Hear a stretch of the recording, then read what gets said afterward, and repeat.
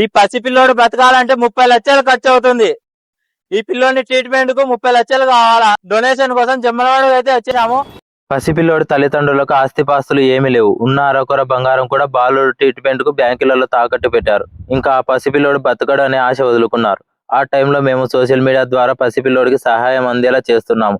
Social మీడియానే కాకుండా మేము కూడా రోడ్డు మీదకి వచ్చి ప్రజలతో అడిగి ఫండ్స్ కలెక్ట్ చేద్దాం అనుకుని ముందుకు వచ్చాం. ప్రజల వద్ద నుంచి మాకు కొన్ని ప్రశ్నలు ఎదురయ్యాయి. కొందరు మమ్మల్ని ఫేక్ అనుకున్నారు. ఫేక్ అయితే మేము సోషల్ మీడియాలో ఇంత ఖచ్చితత్వంతో పోస్టులు చేసే వాళ్ళమే కాదు. నేను ముస్లింని, వాళ్ళు దళితులు. ఆ పిల్లవాడి పేరు శ్రీ విష్ణు. నేను క్యాస్ట్ అవన్నీ పట్టించుకోలేదు. ఆ పిల్లోడి ప్రాణం కాపాడాలి, అదే నాకు ముఖ్యం. శ్రీ విష్ణు 11 నెలల పసిపిల్లోడు. పుట్టుకతోనే ల్యాట్ టైప్ 1 అనే వ్యాధి వచ్చింది. ట్రీట్మెంట్ కు 30 లక్షలు అవుతుంది. ఆ పిల్లవాడు చనిపోయాడంటే మీరు నేను అందరం ఓడిపోయినట్లే. ఈ రోజు జమ్మలమడుగులో సగం షాపులు తిరిగాం. 40,000 రూపాయలు అయితే విరాళాలు అందాయి. సోషల్ మీడియా ద్వారా 3 లక్షలు, ఫండ్స్ కలెక్షన్ ద్వారా 1 లక్ష, ఇప్పటి వరకు 4 లక్షల విరాళాలు వచ్చాయి.